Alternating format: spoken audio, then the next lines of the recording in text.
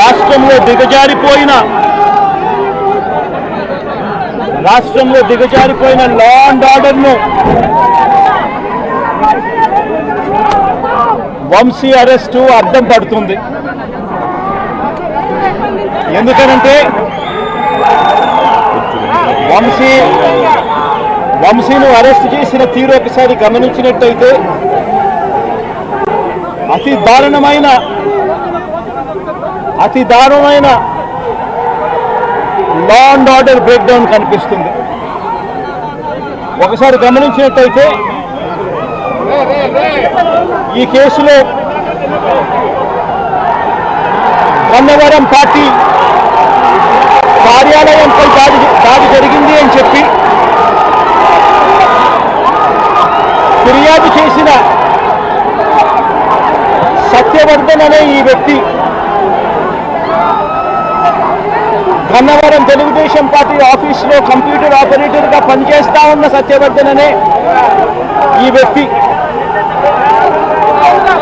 ఫిర్యాదు చేసిన ఇదే వ్యక్తి సాక్షాత్తు తానే జడ్జి గారి సమక్షంలో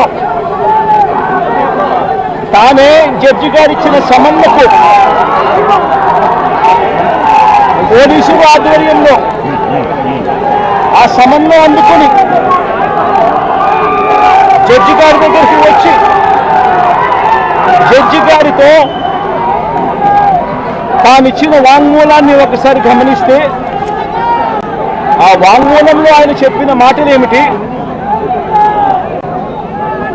చివరికి ఈరోజు వంశీ మీద పెట్టిన ఫాల్స్ కేసు ఏమిటి, ఇదే సత్యకుమార్ అనే వ్యక్తి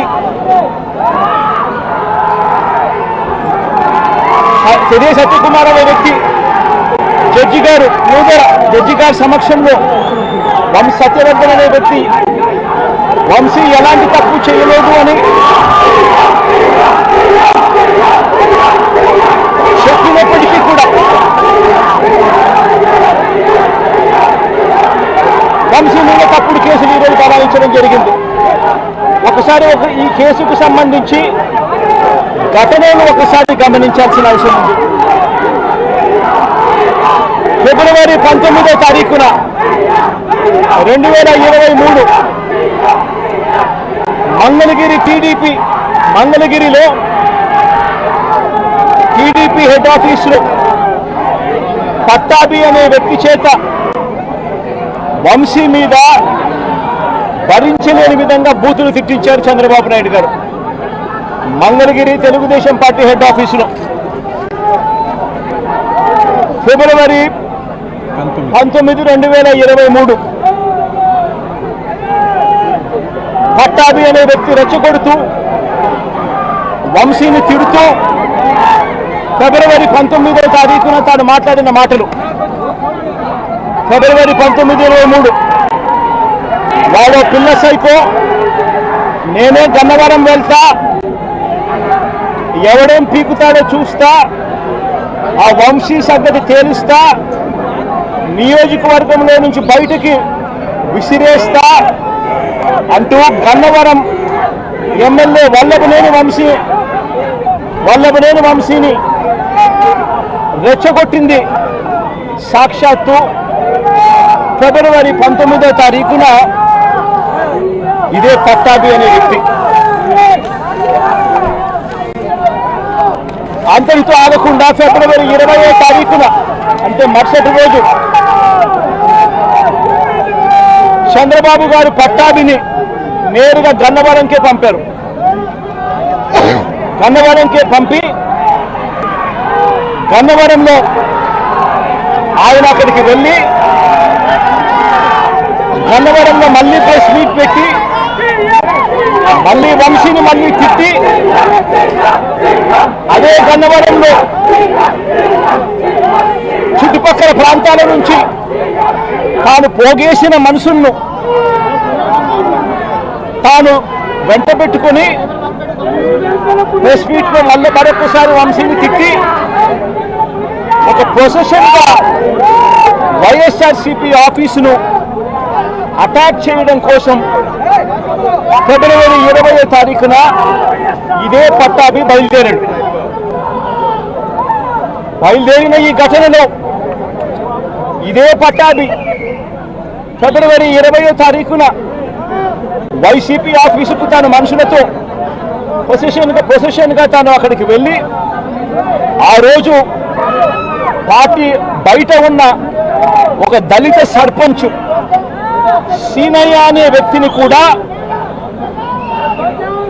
పట్టాభి వాళ్ళ మనుషులు దాడి కూడా చేయడం జరిగింది. ఈ దాడి జరుగుతా ఉన్న నేపథ్యంలో ఉద్రిక్తతల మధ్య పోలీసులు కూడా నిర్వహించేదానికి విశ్వ ప్రయత్నం కూడా చేశారు. ఆ చేసిన విశ్వ ప్రయత్నంలో సిఐ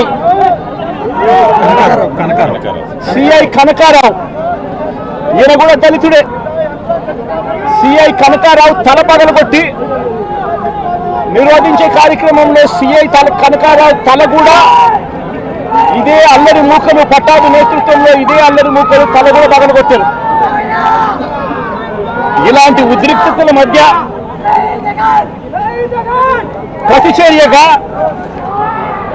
ప్రతిచర్యగా తెలుగుదేశం పార్టీ వాళ్ళు ఇటువైపున రావడం, ప్రతిచర్యగా వైసీపీ వాళ్ళు కూడా అటువైపున వెళ్లే కార్యక్రమం జరగడం, ఈ ఘటన జరిగింది.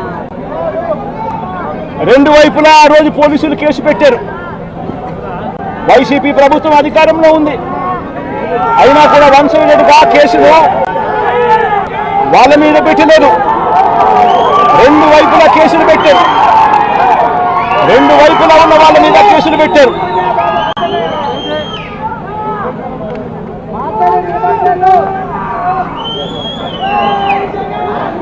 తర్వాత గన్నవరం ఘటనకు సంబంధించి అప్పటి పోలీసులు సుమోటోగా టీడీపీ పార్టీ మీద, వైసీపీ పార్టీకి సంబంధించిన వాళ్ళ మీద, ఇద్దరి మీద కేసులు పెట్టారు. ఇదే సమయంలో టీడీపీ వాళ్ళు 3 కంప్లైంట్స్ కూడా ఇచ్చారు, అవి కూడా తీసుకోవడం జరిగింది. కానీ ఈ ఘటనలన్నీ కూడా టీడీపీ ఇచ్చిన కంప్లైంట్స్లో కానీ, ఆ రోజు ఇచ్చిన కంప్లైంట్స్లో కానీ, పోలీసులు పెట్టిన కేసుల్లో కానీ ఎక్కడా కూడా వంశీ పేరు లేదు. కారణం వంశీ ఘటనలో లేడు కాబట్టి,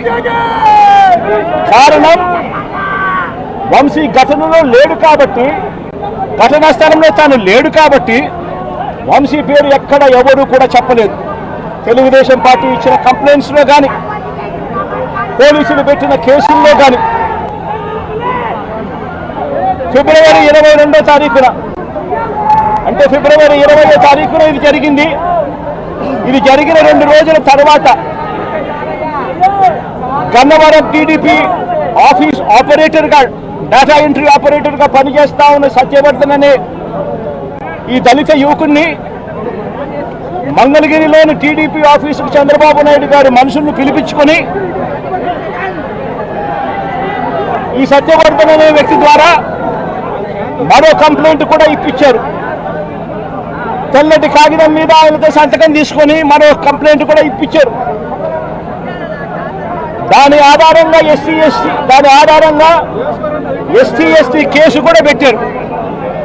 కానీ ఆ ఇచ్చిన ఆ కేసులో కూడా, ఆ సత్యవర్ధన్ ఇచ్చిన ఆ కేసులో కూడా అప్పటికి కూడా వంశీ పేరు ఎక్కడా కూడా లేదు. కారణం వంశీ అక్కడ లేడు కాబట్టి, ఘటనా స్థలంలో లేడు కాబట్టి. ఫిబ్రవరి 23వ తారీఖున సత్యవర్ధన్ నుంచి పోలీసులు ఫిబ్రవరి 2023 పోలీసులు ఇదే సత్యవర్ధన్ దగ్గర నుంచి 161 స్టేట్మెంట్ కూడా తీసుకున్నారు. ఆ స్టేట్మెంట్లో సత్యవర్ధన్ ఇచ్చిన స్టేట్మెంట్లో కూడా ఎక్కడా కూడా వంశీ పేరు ఎక్కడా లేదు. సత్యవర్ధన్ అనే వ్యక్తి ఆ 161 స్టేట్మెంట్లో, పోలీసులకు ఇచ్చిన 161 స్టేట్మెంట్లో తనను ఎవరు తిట్టలేదని కూడా చెప్పాడు. తాను ఘటన జరిగినప్పుడు తాను అక్కడి నుంచి వెళ్ళిపోయానని కూడా చెప్పాడు. తర్వాత టీడీపీ ప్రభుత్వం రాగానే వంశీని టార్గెట్ చేయడం మొదలుపెట్టారు. జూలై 10, 2024 ఈ కేసును మళ్ళీ రీఓపెన్ చేశారు. రీఓపెన్ చేసి ఆశ్చర్యం కలిగించే విషయం ఏమి తెలుసా? ఇదే సత్యవర్ధన్ అనే వ్యక్తిని తెలుగుదేశం పార్టీ ప్రభుత్వం అధికారంలోకి వచ్చిన తర్వాత మళ్ళీ ఇదే సత్యవర్ధన్ అనే వ్యక్తి దగ్గర నుంచి మళ్ళీ 161 స్టేట్మెంట్ మళ్ళీ తీసుకున్నారు. రెండోసారి కేసు రీఓపెన్ చేసి తెలుగుదేశం పార్టీ అధికారంలోకి వచ్చిన తర్వాత ఆ రెండోసారి ఇచ్చిన 161 స్టేట్మెంట్లో కూడా సత్యవర్ధన్ ఇవే మాటలే మాట్లాడాడు. నన్ను ఎవరు తిట్టలేదని, వంశీ అక్కడ లేడు అని, తన ఘటనా స్థలం జరిగినప్పుడే తను అక్కడి నుంచి వెళ్ళిపోయాడు, అదే మాటలే మాట్లాడాడు.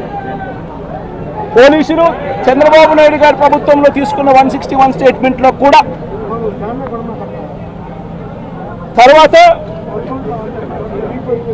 అయినా చంద్రబాబు నాయుడు గారు వంశీ మీద పెట్టుకున్న ఆక్రోశము, వంశీ మీద పెట్టుకున్న కోపము చంద్రబాబు నాయుడు గారిది ఏ స్థాయిలో ఉందంటే ఎలాగైనా కానీ వంశీని ఇరికించాలి అనే ఆలోచనతో వంశీ ఘటనా స్థలంలో లేకపోయినా కూడా వంశీని 71వ నిందితుడిగా చేర్చారు. 71వ నిందితుడిగా వంశీ పేరును చేర్చారు. అయితే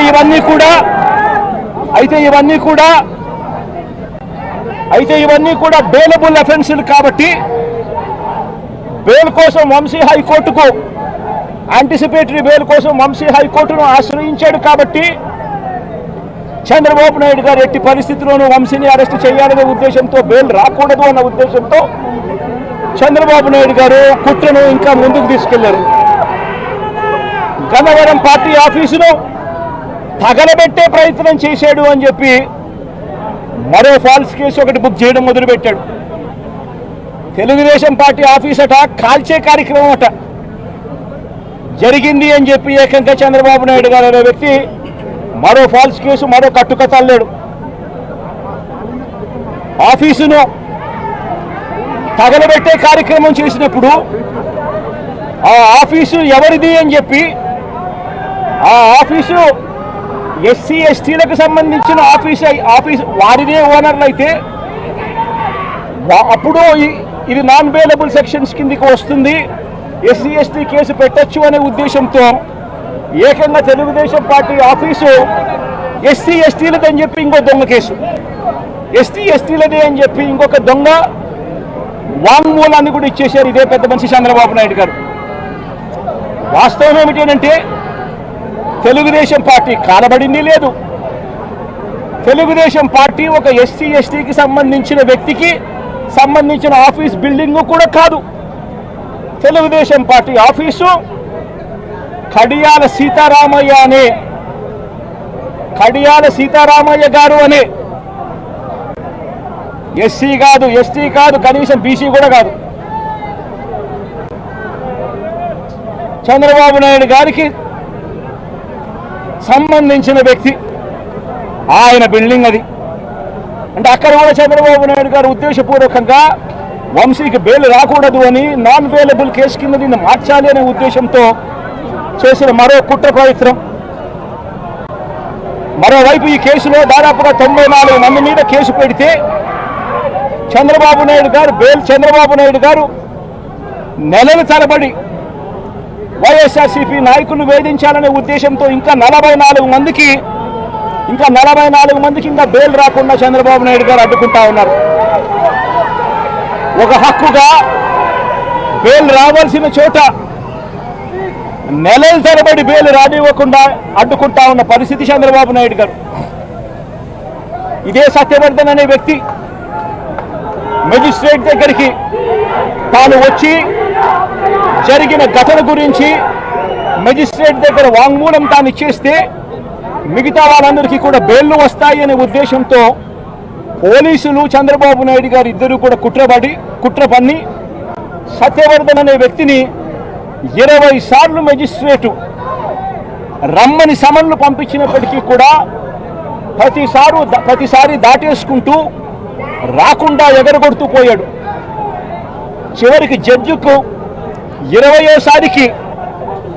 ఇన్నిసార్లు సమన్లు ఇచ్చినా కూడా ఈ మనిషి రాకపోవడం అన్యాయము అని పోలీసుల మీద గట్టిగా జడ్జి తిట్టి ఖచ్చితంగా సమన్లు ఇవ్వండి, నెక్స్ట్ టైం వచ్చేట్టుగా ఖచ్చితంగా చూసుకోండి అంటే అప్పుడు మరుసటి వాయిదాకు సత్యవర్ధన్ అనే వ్యక్తి తానంతట తానే హాజరై ఈ ఘటన జరిగిన సమయంలో ఇంతకు ముందు తాను 161లలో ఏదైతే చెప్పాడో అదే విషయాలను మళ్ళీ జడ్జి గారి సమక్షంలో అదే విషయాలు ఆయన తెలియజేశాడు. ఘటన జరిగిన సమయంలో తాను అప్పుడు లేడని, తనని ఎవరూ కులం పేరుతో దూషించలేదు అని, అసలు ఈ కేసుతో తనకు ఎలాంటి సంబంధము లేదని కోర్టుకు తాను మొరబెట్టుకున్నాడు. తాను తన తల్లి ఇద్దరు కలిసి ఆటోలో కూర్చొని కోర్టుకు వచ్చామని, తన స్టేట్మెంట్ వెనుక ఎవరి బలవంతము లేదు అని ఫిబ్రవరి 10వ తారీఖు 2025 ఫిబ్రవరి 10 2025 ఫిబ్రవరి 10న జడ్జి గారి ముందర స్టేట్మెంట్ తాను ఇచ్చాడు. ఫిబ్రవరి 10, 2025 జడ్జి గారి దగ్గర జడ్జి గారి సమక్షంలో తాను ఈ విధంగా స్టేట్మెంట్ ఇచ్చేసరికి చంద్రబాబు నాయుడు గారికి, లోకేష్కు వీళ్ళిద్దరికీ కూడా మనశ్శాంతి కరువైపోయింది. వంశీని అరెస్ట్ చేయలేకపోతా ఉన్నాము అనే దుర్బుద్ధి వీళ్ళల్లో ఎక్కువ కాలం మొదలుపెట్టింది. వీళ్ళంతా కలిసి పోలీసులతో మళ్ళీ కుట్రబన్నారు. కుట్రబన్ని వీళ్ళు మరుసటి రోజు అంటే ఫిబ్రవరి 11వ తారీఖున వీళ్ళు విజయవాడ పటమట పోలీస్ స్టేషన్లో సత్యవర్ధన్ మీద వీళ్ళు ఒక ఎఫ్ఐఆర్ రిజిస్టర్ చేశారు. ఫిబ్రవరి 11వ తారీఖున సత్యవర్ధన్, వంశీ ఇద్దరి మీద వీళ్ళు ఎఫ్ఐఆర్ రిజిస్టర్ చేశారు. కోర్టును తప్పుదోవ పట్టించారు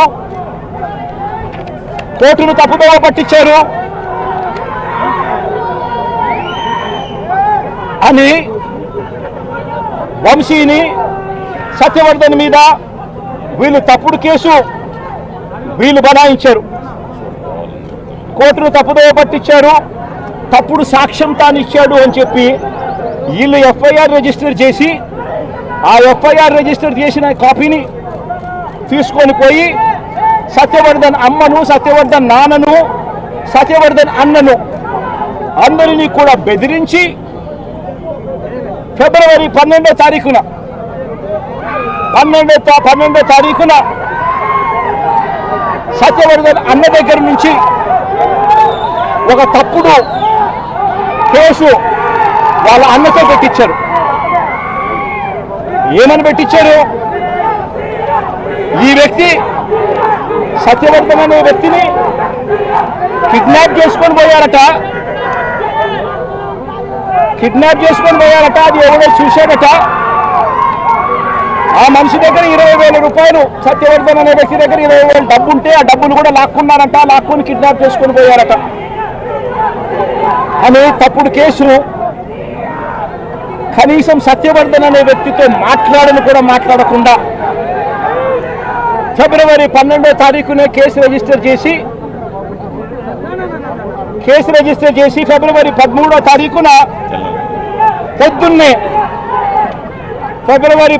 తారీఖున పొద్దున్నే వంశీని అరెస్ట్ చేశారు.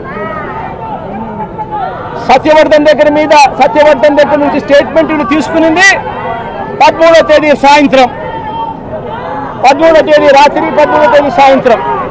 అంటే అంతకు ముందు స్టేట్మెంట్ కూడా తీసుకోకుండా వంశీని అరెస్ట్ చేయడం, ఆ వర్షన్ను మళ్ళా సత్యవర్ధన్ అనే వ్యక్తితో 13వ తారీఖు సాయంత్రం మళ్ళీ వంశీ ఇలా చేశాడని చెప్పించడం, అది దారుణంగా లా అండ్ ఆర్డర్ ఏ స్థాయిలో ఉంది అని చెప్పడానికి ఇది ఒక పెద్ద నిదర్శనం. నిజంగా నేను చెప్తా ఉన్నా, ఒక మనిషి ఏదైనా తప్పు చేసిన ఆ వ్యక్తిని శిక్షిస్తే పోలీసులకు ఎవరికైనా గౌరవం ఉంటుంది. కానీ ఇవాళ జరుగుతూ ఉన్నది రాష్ట్రంలో ఏం జరుగుతూ ఉంది?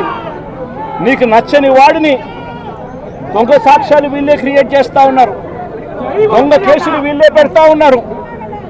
దొంగ సాక్ష్యాలు దొంగ కేసులు పెట్టి ఇల్లీగల్గా మనుషులు తీసుకొని వచ్చి అరెస్ట్ చేస్తూ ఉన్నారు. అరెస్టులు చేసి నెలలు జైళ్ళల్లో పెట్టే కార్యక్రమాలు జరుగుతూ ఉంది. నిజంగా డెమోక్రసీ అన్నది ఏ స్థాయిలోకి దిగజారిపోయిందో చెప్పడానికి అందుకే వంశీ కేసు ఒక ఉదాహరణ అని చెప్తా ఉన్నా.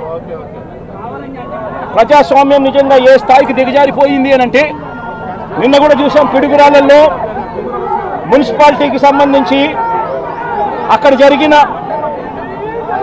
మున్సిపల్ వైస్ చైర్మన్ ఎన్నుకునే ఎన్నిక పిడుగురాళ్ళల్లో 33 మంది ఉంటే కార్పొరేటర్లు 33 మంది వైసీపీనే గెలిచింది. మరి తెలుగుదేశం పార్టీ కార్పొరేటర్ కనీసం ఒక్కడు కూడా లేకపోతే తెలుగుదేశం పార్టీ ఏకంగా పిడుగురాళ్ళ వైస్ ప్రెసిడెన్సీ సీటు ఒక్క సభ్యుడు కూడా లేని ఆ సీటును వీళ్ళు సిగ్గు లేకుండా మేమే గెలుచుకున్నాము అని చెప్పుకుంటా ఉన్నారు అని అంటే నిజంగా పోలీసులు అనే వాళ్ళు చంద్రబాబు నాయుడు గారి హయాంలో ఏ స్థాయికి దిగజారిపోయి ప్రజాస్వామ్యాన్ని కూలీ చేస్తా ఉన్నారని చెప్పడానికి నిదర్శనం. తిరుపతిలో 49 సీట్లకు 48 సీట్లు వైసీపీ గెలిచింది. తెలుగుదేశం పార్టీ గెలిచింది కేవలం ఒకే ఒక్క స్థానం. అటువంటి చోట డిప్యూటీ మేయర్ పోస్టు పోలీసుల ఆధ్వర్యంలో తెలుగుదేశం పార్టీ వాళ్ళు కార్పొరేటర్లను కిడ్నాప్ చేసుకొని బస్సులో నుంచి కిడ్నాప్ చేసుకొని పోయి డిప్యూటీ మేయర్లను మేమే గెలుచుకున్నామని చెప్పి వాళ్ళు ప్రకటించుకుంటా ఉంటే పోలీసులు ఏ స్థాయికి దిగజారిపోయినారు తెలుగుదేశం హయాంలో అని చెప్పడానికి ఇంకో నిదర్శనం. తుని నియోజకవర్గంలో 30 కార్పొరేటర్ల స్థానాలు 30కి 30 వైసీపీ గెలిచింది. తెలుగుదేశం పార్టీకి కనీసం ఒక్కడంటే ఒక్క అభ్యర్థి కూడా లేడు.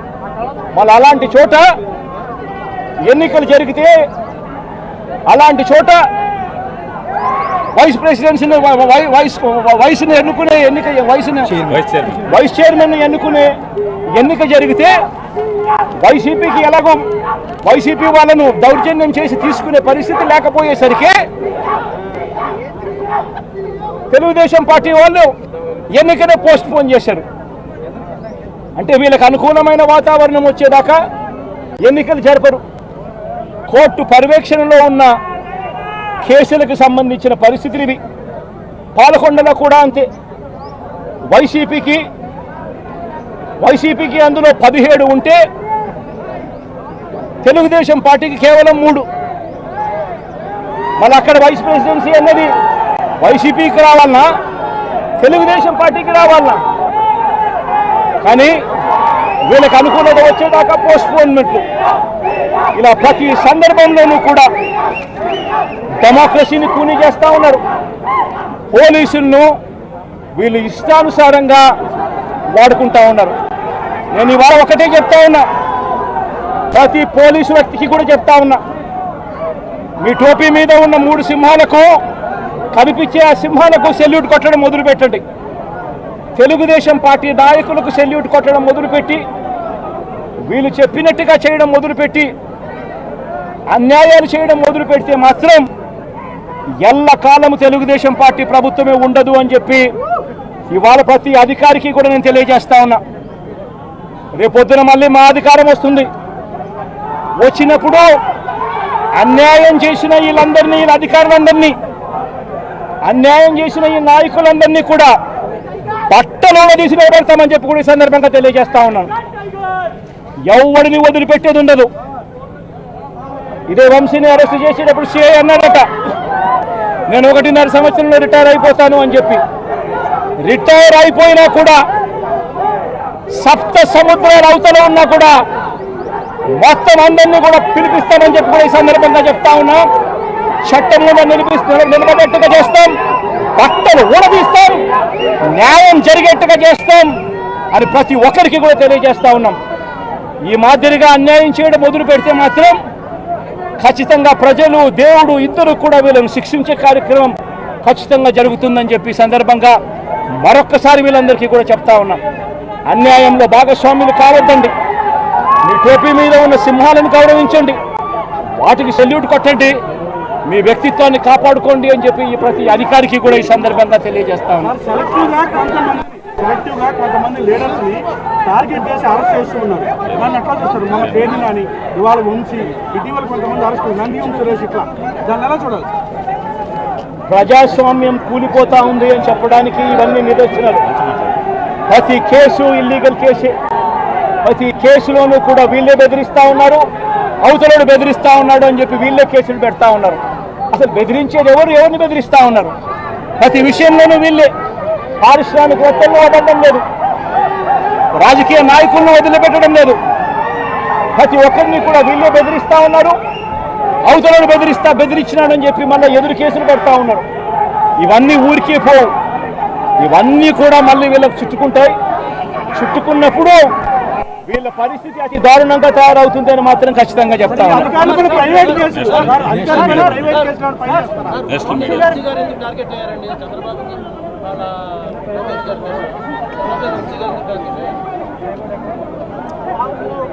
వంశీని ఎందుకు టార్గెట్ చేస్తా ఉన్నారు అనేది చంద్రబాబు నాయుడు గారికి వంశీని చూస్తే తన సామాజిక వర్గం నుంచి ఒక వ్యక్తి ఎదుగుతున్నాడు, చంద్రబాబు నాయుడు గారి కన్నా గ్లామరస్ గా ఉన్నాడు, లోకేష్ గారి కన్నా గ్లామరస్ గా ఉన్నాడు. ఒక మనిషి ఎదుగుతున్నాడు అని అంటే తట్టుకోలేడు తన సామాజిక వర్గంలోనే. అందుకనే కొడాలని నేను చూసినా ఆ మనిషికి జీర్ణించుకోలేని ఆక్రోశము, వంశీని చూసినా కూడా జీర్ణించుకోలేని ఆక్రోశము. ఎందుకంటే చంద్రబాబు నాయుడు గారి కన్నా చక్కగా ఉంటారు కాబట్టి వీళ్ళిద్దరు. అవినాష్ కూడా పాపం ఎప్పుడో ఒకసారి టార్గెట్ అవుతాడు, ఎందుకంటే లోకేష్ కన్నా చక్కగా ఉన్నాడు కాబట్టి. ఇది చంద్రబాబు నాయుడు గారి మనస్తత్వం. ఆయన కొడుకు, ఆ సామాజిక వర్గంలో వాళ్ళు మాత్రమే లీడర్లు. వాళ్ళకి ఎవరైనా పొరపాటున వాళ్ళకు అనుకూలంగా లేకపోతే సామాజిక వర్గం నుంచి వాళ్ళని వెలేయడము. ఇది చంద్రబాబు నాయుడు గారు, రామోజీరావు, ఆంధ్రజ్యోతి రాధాకృష్ణ, TV5 వీళ్ళు ముగ్గురు. నిజంగా ఇది ఒక మాఫియా రాజ్యం. చంద్రబాబు నాయుడు అనే వ్యక్తిని ముఖ్యమంత్రిగా చేయడం కోసం, చంద్రబాబు నాయుడు అనే వ్యక్తికి ఓట్లు వేయించడం కోసం ఒక మాఫియా సామ్రాజ్యం వీళ్ళంతా. ఆ మాఫియా సామ్రాజ్యంలో ఎవరైనా చంద్రబాబు నాయుడు గారికి వ్యతిరేకంగా వాళ్ళ సామాజిక వర్గంలో ఈ అవినాష్ కానీ, నాని కానీ, వంశీ కానీ ఇలాంటి వాళ్ళు ఎవరైనా నిలబడితే, పాపం మా శంకర్రావు కానీ, మా బ్రహ్మనాయుడు కానీ ఇటువంటి వాళ్ళు ఎవరైనా నిలబడితే అంతే, వాళ్ళ సామాజిక వర్గంలో తప్పు పుట్టారు, వాళ్ళ అన్యాయస్తులు అని వాళ్ళ మీద తప్పుడు కేసులు పెట్టడం, వాళ్ళ మీద ఇల్లీగల్ అరెస్ట్ చేయించడం, వాళ్ళ మీద బురద చల్లడం, వాళ్ళని ట్రోల్ చేయించడము, ఇవన్నీ కూడా